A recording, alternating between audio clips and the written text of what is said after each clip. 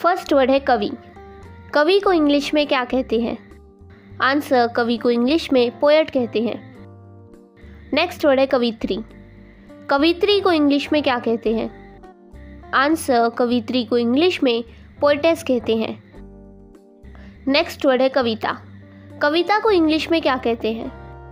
Answer, कविता को English में poetry या पोएम कहते हैं। नेक्स्ट वर्ड है लेखक। लेखक को इंग्लिश में क्या कहते हैं? आंसर, लेखक को इंग्लिश में ऑथर या राइटर कहते हैं। नेक्स्ट वर्ड है लेखिका। लेखिका को इंग्लिश में क्या कहते हैं? आंसर, लेखिका को इंग्लिश में ऑथरेस या राइटर कहते हैं। नेक्स्ट वर्ड है साहित्यकार। साहित्यकार को इंग्लिश में क्या कहते हैं? आंसर, साहित्यकार को इंग्लिश में लिटरेटियर कहते हैं।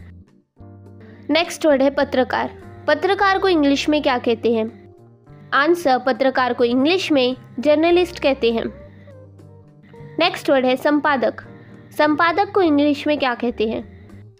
आंसर, संपादक को इंग्लिश में एडिटर कहते हैं। नेक्स्ट वर्ड है वकील। वकील को इंग्लिश में क्या कहते हैं? आंसर, वकील को इंग्लिश में लॉयर कहते हैं। नेक्स्ट वर्ड है शिक्षक।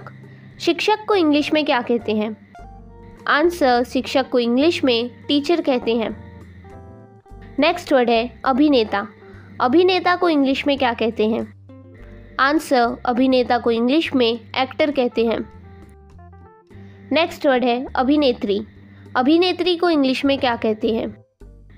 आंसर, अभिनेत्री को इंग्लिश में एक्ट्रेस कहते हैं। नेक्स्ट वर्ड है चित्रकार। चित्रकार को इंग्लिश में क्या कहते हैं? आंसर, चित्रकार को इंग्लिश में पेंटर कहते हैं। नेक्स्ट वर्ड है चित्र। चित्र को इंग्लिश में क्या कहते हैं?